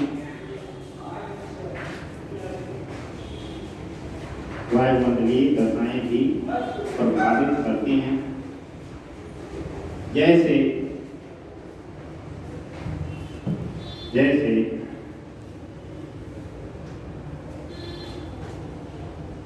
भारत के संदर्भ में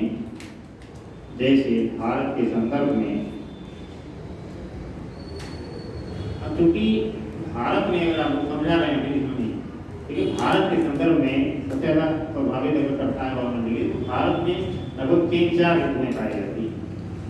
ठीक है, ऋतुओं की संख्या जो भारत में 3-4 ऋतुएं हैं और तीनों चारों ऋतुओं की अपनी अलग विशेषता है। है कि नहीं? जैसे शीत ऋतु की अपनी विशेषता है। शीत ऋतु माना जाता है कि लगभग मध्य दिसंबर से फरवरी तक का समय जो होता है वो शीत ऋतु का होता है, जिसमें ठंडी बहुत ज़्यादा पड़ती है और पूरे महाद्वीप में ठंडी ज़्यादा पड़ने के कारण उच्च दाब की स्थिति रहती है। इसके बाद में ग्रीष्म ऋतु होती है, लगभग मार्च से लेकर मध्य जून तक का समय जो होता है भारत में ग्रीष्म ऋतु का समय होता है। ठीक है, इस समय भी तापमान ज़्यादा बढ़ जाता है, 45, 48, 50 डिग्री तापमान स्थिति पहुँच रहा है आज के समय में। अप्रैल, मई, जून इसके महीने देखते ही नहीं देखते। तीसरी ऋतु है वर्षा ऋतु। वर्षा ऋतु में वायुमंडलीय दशा कुछ और होती है। ठीक है, पवनों की गति, आर्द्रता, यानी जो वायुमंडलीय दशाएं, तापमान, ये सारी बदल जाती हैं। तो ये आपका लगभग जुलाई या मध्य जून से लेके और लगभग सितंबर तक का समय जो होता है, ठीक है, वो ये समय होता है कि इस समय भारत में दक्षिण पश्चिम दिशा की तरफ से आर्द्रता भरी पवनें आती हैं। ठीक है, और आकर यहाँ पर वर्षा कराती है। ये दूसरा समय हो गया। इसके अलावा शरद ऋतु का समय होता है। शरद ऋतु के समय जो भारत में दक्षिणी पश्चिमी मानसून आता है वो वापसी होता है, जिसको हम लोग उत्तर पूर्वी मानसून कहते हैं। यहाँ मानसून का लौटना जिसको कहते हैं, तो सितंबर से प्रक्रिया शुरू होती है, लगभग नवंबर दिसंबर तक वो प्रक्रिया चलती है। जिससे इस समय जो समय चल रहा है मानसून के लौटने की प्रक्रिया चल रही है। लगभग पूरे उत्तर भारत से मानसून अब वापस हो चुका है, वर्षा खत्म हो गई। अब देखेंगे तो लौटते हुए मानसून से जो वर्षा होती है भारत में कहाँ पे होती है? तमिलनाडु। तो तमिलनाडु के आसपास के क्षेत्रों में जहाँ पे वृष्टि छाया क्षेत्र बना था जुलाई अगस्त महीने में मानसून के समय, वहाँ वर्षा हो रही है। यानी अगर आप देखेंगे तो भारत के संदर्भ में अगर जलवायु को सबसे ज़्यादा प्रभावित किसने किया तो वायुमंडलीय दशाएं प्रभावित कर रही हैं। अब भारत जो भौगोलिक स्थिति है वो एक तरह से अलग है। मैंने सबसे पहले वही बताने का प्रयास आप लोगों को किया है कि यहाँ पे जो मौसम होता है, जो मौसमी ऋतुएं होती हैं, ठीक है, वो अलग अलग समय पे अलग अलग होती हैं। ठीक है, तो इसलिए ये भारत के मौसम और जलवायु को भी बहुत गहराई से प्रभावित करती है। तो इसी में लिखिए, पहला ग्रीष्म ऋतु में वायुदाब एवं पवन का प्रवाह। शीत ऋतु में वायुदाब एवं पवन का प्रवाह। ग्रीष्म ऋतु में वायुदाब एवं पवन का प्रवाह।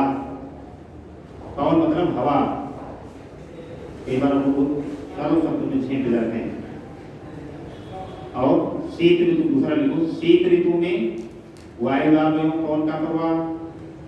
वर्षा ऋतु में वायुदाब एवं पवन का प्रवाह। वो सब वही रहेंगे, लेकिन मौसम के अनुसार अलग अलग होते हैं। तीसरा क्या होता है? तीसरा वर्षा ऋतु। शीत ऋतु, वर्षा ऋतु, ग्रीष्म ऋतु, शरद ऋतु भी लिख सकते हैं आप लोग। 4 ऋतुएं लिख लीजिए। भारतीय मौसम विभाग है कि वो ऋतुओं की संख्या 4 मानता है। कई जगह आपको 3 ही दिखाई देगा, गर्मी, ठंडी और बरसात। मुख्य तौर पे ये 3 माना जाता है, लेकिन भारतीय मौसम विभाग जो 4 मानता है। और जो भारत के यहाँ जो हमारा परंपरागत ज्ञान है उसमें ऋतुओं की संख्या 6 बताई गई। ठीक है, तो इसमें कंफ्यूजन नहीं होना, क्योंकि हम लोग पढ़ रहे हैं तार्किक स्तर के अध्ययन करें, वैज्ञानिक दृष्टिकोण से भूगोल को अध्ययन कर रहे हैं, तो हमको विज्ञान की ज़्यादा भरोसा करना है। तो क्योंकि भारतीय मौसम विज्ञान विभाग क्या है, वैज्ञानिक आंकड़ों का प्रयोग करता है ना, तो हम उसी के अनुसार ऋतुओं का यहाँ पे वो करेंगे। ठीक है, तो ये 4 बातें लिख लिया आपने। एक बार फिर से बोलते हैं, भूल गया? ग्रीष्म ऋतु, शीत ऋतु, वर्षा ऋतु, शरद ऋतु हो गया 4। उसी के आगे शब्द जोड़ दो, वायुदाब एवं पवन का प्रवाह। वायुदाब एवं पवन का प्रवाह। कितनी बातें हो गई? अब एक एक बातों को इसमें हम लोग देख देख के समझते हैं कि कब क्या स्थिति घटती है जो है। तो सबसे पहले हम लोग देखेंगे कि जो कारक हमने लिखा है कि मौसम और जलवायु को प्रभावित करने वाले कारक हैं, लेकिन उन कारकों की चर्चा करेंगे, उसको लिखवाएंगे कारकों के बारे में थोड़ा सा। तो पहला है समुद्र तल से ऊंचाई। मेरी गाड़ी समुद्र तल से ऊंचाई।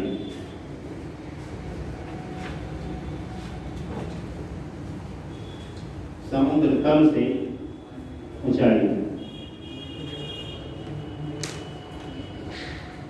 जैसा कि आप लोग वायुमंडल में पढ़े होंगे कि वायुमंडल में जैसे जैसे आप ऊपर की तरफ जाते हैं, यानी ऊपर की तरफ का अंतरिक्ष में नहीं चले जाते हैं, यानी जो हमारा वायुमंडल है, वायुमंडल का सीधा मतलब समझिए कि जहाँ तक वायु की उपस्थिति है, जो उतने ही क्षेत्र को हम लोग वायुमंडल कहते हैं, उसके ऊपर का जो क्षेत्र होता है फिर उसको अंतरिक्ष माना जाता है। ठीक है, जैसे सीमाएं अनंत मानी जाती है, तो उसके हमने यहाँ हमको केवल वायुमंडल का अध्ययन करना है। और वायुमंडल में विशेषकर क्षोभ मंडल, जिसकी औसत ऊंचाई लगभग 15 से 20 किलोमीटर के मध्य में, औसत ऊंचाई से एनसीईआरटी में जो है वो 16 किलोमीटर मानी जाती है, लेकिन कई जगहों पे आपको 18 भी मिलेगा, कई जगह पे आपको जो है 13-14 भी कई किताबों में देखा है। तो आप मान लीजिए जो एनसीईआरटी की भाषा है वही आपकी भाषा है, तो सरकारी किताब है तो सरकार का ही आपकी जानकारी करने जाए तो आंकड़े भी आपके तथ्यात्मक रूप से सरकारी वाले ही ज़्यादातर जगह पे मान्य होते हैं। जैसे अभी किसी क्वेश्चन में विवाद की स्थिति उत्पन्न हो जाए या प्री के एग्जाम में, ठीक है, तो अगर न्यायालय में मामला हो जाए तो न्यायालय सबसे पहले क्या करेगा, पहले एनसीईआरटी की किताबें क्या है, उसमें क्या लिखा है, ठीक है, वो मानेंगे। क्योंकि किसी ने क्या लिख दिया उससे हमको क्या लेना देना है। कोई किताब अगर मान लीजिए गलत आंकड़ा प्रस्तुत कर दिया तो उसके खिलाफ जाइए आप, उसने कैसे गलत आंकड़ा प्रस्तुत कर दिया। लेकिन जो हमारा डाटा है, जो सरकार का संस्था का डाटा है, उसको हम मानेंगे। तो 16 किलोमीटर उसको ऊंचाई मानी जाती है वायुमंडल की। अब वायुमंडल में 16 किलोमीटर की ऊंचाई तक जैसे जैसे हम सतह से ऊपर की ओर जाते हैं, तो माना जाता है कि लगभग प्रत्येक 165 मीटर की ऊंचाई पे 1 डिग्री टेम्परेचर कम होता है, बढ़ जाता है। सोनल पक्का बताना, हाँ, तो यानी इतना हो गया कि जैसे जैसे क्षोभ मंडल में यानी सतह से जैसे हम जो है वायुमंडल में घुसते हैं और ऊपर की तरफ जाते हैं, लगभग 16 किलोमीटर की ऊंचाई तक जहाँ तक क्षोभ मंडल है, इसको ट्रोपोस्फीयर बोलते हैं। भैया 165 मीटर की ऊंचाई पे 1 डिग्री सेंटीग्रेड तापमान में घटोत्तरी होती है, यानी घटता है।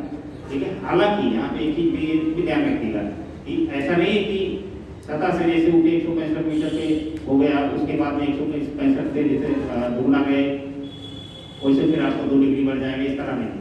ठीक है, जैसे जैसे ऊंचाई में जाएंगे तो तापमान घटने की जो दर है वो अलग आपको मिलेगी। हो सकता है उसके बाद 1 किलोमीटर जाने पे 1 डिग्री टेम्परेचर कम होगी, लेकिन सतह से जैसे हम ऊपर की तरफ जाते हैं 165 मीटर तो 1 डिग्री टेम्परेचर में कमी आती है। ठीक है, ये बात उनको समझिए। अब कोई स्थल जितना सतह का मापन कहाँ से करेंगे, सतह का जो मापन होता है, ठीक है, वो समुद्र तल से किया जाता है। ठीक है, समुद्र तल से कोई स्थान कितना ऊंचाई पे है ये वहाँ का तापमान डिसाइड कर देगा। ठीक है, जैसे जैसे समुद्र तल से हम ऊंचाई की तरफ बढ़ेंगे तापमान जो है क्या होगा, कम होता चला जाएगा। जैसे शहरों के स्तर पे अगर इसका उदाहरण देखें तो भारत के 2 शहर हैं, आगरा है और एक है दार्जिलिंग। ये दोनों लगभग एक अक्षांश पे स्थित है, लगभग जो है एक अक्षांश। एक शहर और ले लीजिए, एक अमृतसर और शिमला। ठीक है, अमृतसर, शिमला और आगरा और दार्जिलिंग, यानी ये भारत में अगर देखेंगे तो एक ही अक्षांश पे स्थित। अब एक ही अक्षांश पे स्थित है तो इसका मतलब ये होना चाहिए कि यहाँ पे तापमान जो होना चाहिए वो सेम होना चाहिए। लेकिन क्या ऐसा है, एक ही समय पे यहाँ पे अगर आप जाएंगे, एक समय में जो सबसे ज़्यादा तापमान वाला महीना हो या सबसे ज़्यादा ठंड वाला महीना हो, किसी भी समय आप जाइए तो दोनों के तापमान में आपको जमीन आसमान का अंतर मिलेगा। भारत में अप्रैल मई के महीने में सबसे ज़्यादा गर्मी पड़ती है तो लोग क्या कहते हैं, शिमला चला जाएगा। तो उत्तर प्रदेश में तो शिमला का अपना एक अलग लेकिन है, तमाम राजनीतिक भाषणबाजी अभी शिमला को लेके हुई, ठीक है, वो अलग विषय है। लेकिन शिमला का मतलब हो गया कि ठंडा स्थान और सेम समय पे सेम अक्षांश पे स्थित है।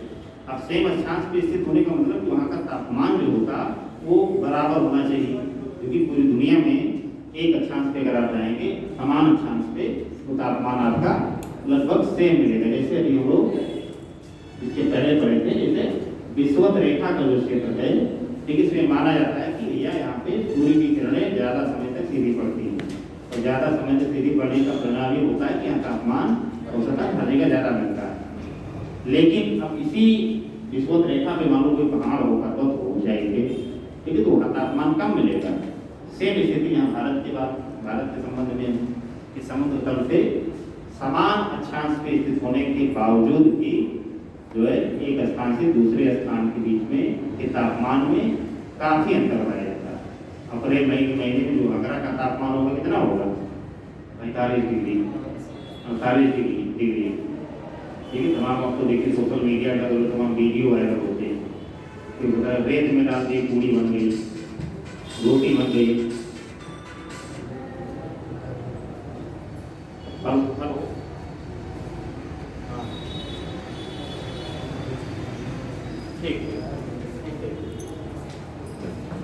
ठीक है, तो समान अक्षांश पे जो तापमान में अंतर आता है, ठीक है, वो अंतर किसी कारण से है क्योंकि वो समुद्र तल से अलग अलग ऊंचाई पे स्थित है। आगरा का तापमान अप्रैल मई के महीने में ग्रीष्म ऋतु में लगभग 45 से 50 डिग्री के बीच में होगा। 48 डिग्री 46 डिग्री अब देखिए तापमान का तमाम अपना एक अलग अलग हर साल रिकॉर्ड दर्ज हो रहा है। जलवायु परिवर्तन का ही परिणाम है। ठीक है, और वहीं दार्जिलिंग आप चले जाएंगे तो तापमान 10 डिग्री 12 डिग्री 8 डिग्री 13 डिग्री इस प्रकार से आपको दिखाई देगा। एक ही अक्षांश पे स्थित। अमृतसर में आप जाइए, अमृतसर लगभग भारत के उत्तरी क्षेत्र में शीतोष्ण कटिबंध में आता है, समझिए कोई उष्ण कटिबंध का क्षेत्र नहीं, लेकिन वहाँ का तापमान बहुत ज़्यादा होता है। दिल्ली आप देख लीजिए, दिल्ली के इर्द गिर्द शहरों को देख लीजिए, दिल्ली में तो समझिए कि मौत है। अगर आप अप्रैल मई के महीने पड़ गए दिल्ली में 2 किलोमीटर पैदल जाना पड़ गया तो अगर हल्के आदमी होंगे बॉयलर टाइप के तो समझिए निपट जाएंगे, ठीक है, मजबूत होंगे तो बच जाएंगे। ठीक है, दूसरी तरीके से अमृतसर और शिमला ये दोनों समान अक्षांश पे होने के बावजूद भी यहाँ के तापमान में अंतर पाया जाता है। तो इसको लिख दो फटाक से 1 मिनट में ये खत्म हो जाए। लेकिन क्षोभ मंडल में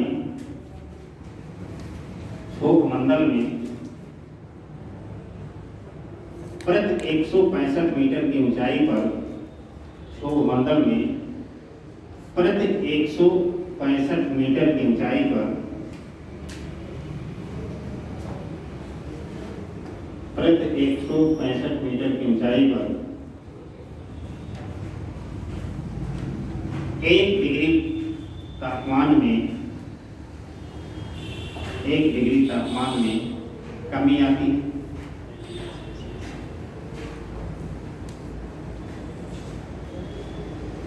एक डिग्री तापमान में कमी आती है। 1 डिग्री सेल्सियस। हाँ, 1 डिग्री तापमान सेल्सियस लो मात्रा पत्रक आप लोग बोले स्तर से लगा लिया करो। हम पूर्णविराम बोले पूर्णविराम में लगाओ काम करो, ये तो आप अपने स्तर से देख लिया करिए। ठीक है, पहले तो 1 डिग्री सेल्सियस तापमान में कमी होती है। इस नियमानुसार जो स्थल जितना अधिक ऊंचाई पर अवस्थित होगा,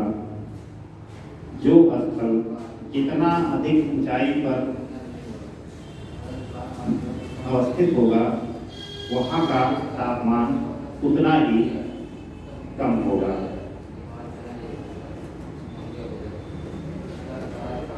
वहाँ का तापमान उतना ही कम होगा।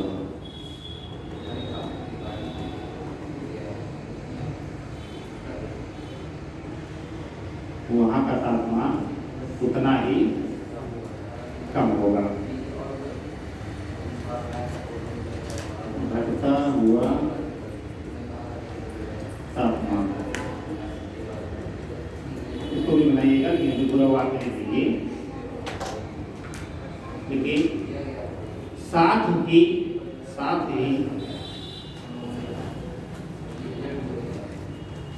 यदि 2 स्थान एक ही अक्षांश पर अवस्थित हों, साथ ही यदि 2 स्थान एक ही अक्षांश पर अवस्थित हों, एक ही स्थान पर अवस्थित हों, एक ही अक्षांश पर अवस्थित हों, लेकिन उनकी ऊंचाई भिन्न भिन्न हो,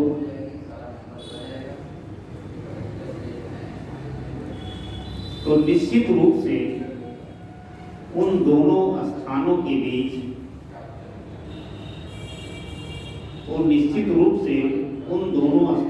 बीच मौसमी दशाएं भी भिन्न होंगी।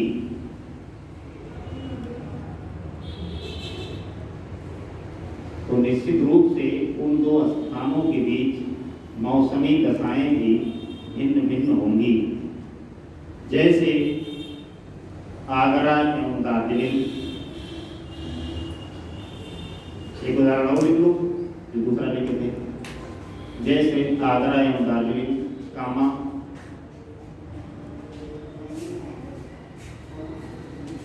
अमृतसर शिमला, अमृतसर शिमला,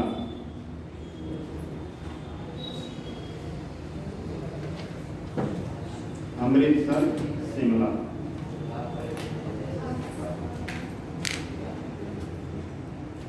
समझ में आई बात? समझ में आई कि नहीं आई? हैं? अब अगर वायुमंडल ही नहीं पढ़े होंगे तो कहाँ पाएंगे? हैं? वायुमंडल पढ़े हैं आप लोग ना, पढ़ाया गया ना? Yes sir. विश्व का भूगोल तो हो ही गया था ना? हो गया। हो गया। वायुमंडल वगैरह पढ़े होंगे आप लोग, चीजें समझ रहे होंगे, और नहीं पढ़े होंगे तो भी बीच में हम भी थोड़ा बहुत बताया करेंगे कौन कौन से तथ्य। जहाँ जिस तथ्य की जरूरत पड़ेगी वहाँ उस तथ्य की चर्चा हम जरूर करेंगे, लेकिन हम चर्चा करेंगे और अगर आप पढ़े होंगे तो बहुत मजा आ जाएगा। चर्चा को सुन लेंगे, कहानी तो सुन लेंगे, इसलिए हम लिखवा भी देंगे। दूसरा डालिए, देश की अक्षांशीय स्थिति, देश की अक्षांशीय स्थिति, देश की अक्षांशीय स्थिति।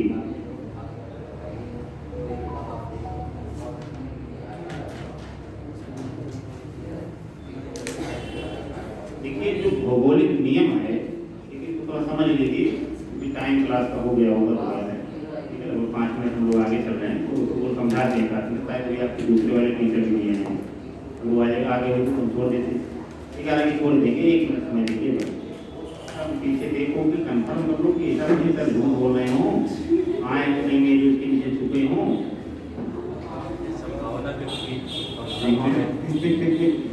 चलिए, अक्षांशीय स्थिति जो होती है, क्योंकि भौगोलिक नियमों के अनुसार अक्षांश भी आपकी जलवायु को अप्रत्यक्ष रूप से प्रभावित करता है। जैसे कि भौगोलिक नियम है, तो पहले हम लोग चर्चा करते हैं कि जो निम्न अक्षांश होगा वहाँ ज़्यादा तापमान होगा, जहाँ ज़्यादा तापमान होगा वहाँ वर्षा भी ज़्यादा होगी, ठीक है। जैसे जैसे हम उच्च अक्षांशों की तरफ बढ़ते जाएंगे वैसे वैसे तापमान, वर्षा या तमाम जलवायु की दशा जो है वो अलग अलग होगी। जैसे भारत का ही अगर उदाहरण ले लीजिए, क्योंकि भारत को भूगोल पढ़ रहे हैं, भारत में जो, क्योंकि भारत का जो मानसून है अपवाद की तरह, भारत में ज़्यादातर नियम लागू नहीं होते हैं, क्योंकि भारत में अगर आप उदाहरण लेंगे तो भारत को कर्क रेखा ने 2 भागों में विभाजित किया। भौगोलिक रूप से जो कर्क रेखा है भारत के बिल्कुल मध्य से होकर गुजरती है। अब दक्षिण वाला जो भारत है वो उष्णकटिबंध में आता है, और ऊपरी वाला जो भारत है वो शीतोष्णकटिबंध में आता है। तो इसीलिए भारत में देखिए सबसे ज़्यादा गर्मी वाला क्षेत्र भी है। दक्षिण भारत में गर्मी ज़्यादा पड़ेगी, हालांकि वो अलग विषय की वहाँ समकारी जलवायु हो तो थोड़ा गर्मी कम पड़ती है। और मध्य वाले क्षेत्र में उत्तर प्रदेश, मध्य प्रदेश और राजस्थान वाले क्षेत्र में, हरियाणा, दिल्ली, बिहार, इन सारे क्षेत्रों में प्रचंड गर्मी भी पड़ेगी। और अगर आप और उच्च अक्षांश में चले जाएंगे, जम्मू कश्मीर और लद्दाख, हिमाचल प्रदेश, तो आपको बर्फ भी देखने को मिलेगी। तो ये क्या है, तीनों जगहों पे अगर आप देखेंगे तो देश एक है, लेकिन ये जो भिन्नता है ये आपके अक्षांशों के कारण, यानी अक्षांशीय स्थिति जो भिन्न है उसी कारण से ये चीज़ें भी भिन्न दिखाई देती हैं। जो समझने बात को नहीं, तो ये भी किसी भी स्थान की जलवायु को प्रभावित करता है। जो अब वो अलग विषय है कि भौगोलिक स्थिति जो भारत की है वो कहीं ज़्यादा वर्षा हो रही है, कहीं बहुत कम वर्षा हो। जैसे दुनिया का सबसे ज़्यादा वर्षा वाला स्थान माना है तो भारत में ही मानसरोवर मेघालय में है, चेरापूंजी वगैरह जो क्षेत्र है। तो अब उसकी जो भौगोलिक आकृति उसी के कारण वहाँ वर्षा ज़्यादा होती है, क्योंकि उसकी भौगोलिक आकृति है। टीपा ये वाला चित्र बना लीजिए आप लोग, उसी में जो लिखे हैं उसके बाद इसको लिखिएगा, उसी में चित्र बना लीजिए। जो मानसरोवर मेघालय की स्थिति है उसमें तीनों तरफ से पर्वत है, और इधर से जो आर्द्रता भरी पौने हैं वो जाके यहाँ पे शामिल होती हैं कहाँ पे? यहाँ पे गारो, खासी, जयंतियाँ, ये सब है नहीं, ठीक है। अब इसी मिला के अभी तक आगे पर अब ऐसे कीपाकार आकृति है कि ना इधर जा पाएंगे मानसूनी पौने, ना इधर निकल पाएंगी, बीच में जाके भारी वर्षा इन क्षेत्रों में होती है। जो कीपाकार आकृति के कारण ही यहाँ पे वर्षा ज़्यादा होती है, कीपाकार आकृति। अब ये अगर आप ये कह दीजिए कि भैया इस अक्षांश में इतनी ज़्यादा बारिश क्यों हो गई, तो ये गलत बात होगी, क्योंकि वहाँ की भौगोलिक जो स्थिति है, मूल कारण वो वहाँ पे ज़्यादा वर्षा होने का है। तभी लेकिन जो भौगोलिक नियम है वो अक्षांश के आधार पे डिसाइड होता है कि जैसे जैसे अक्षांश आपका बढ़ता घटता जाएगा वैसे वैसे वहाँ की जलवायु दशाएं जो है वो विभिन्न होती चली जाएंगी। समझिए, वो सब इतने बाकी कल इसको लिखवा भी देते हैं, ठीक। चलिए, इसको ऐसे सेम रहेगा तो बंद रहेगा, हैं? कल रहेगा तो कल नहीं बनाना पड़ेगा। चलिए ठीक है, तो आपके लिए तो बहुत बहुत धन्यवाद। पर्स वगैरह जो होती हैं 3, उसमें 2 आज लिखे होंगे तो एक कल लिख लाइएगा, डेली लिखते रहा करिए आप लोगों को। लेखन शैली बहुत ज़्यादा मायने रखती है, उसके बिना कुछ होगा नहीं। और किसी का पर्स जमा करना हो तो जमा कर दीजिए, ले आओ।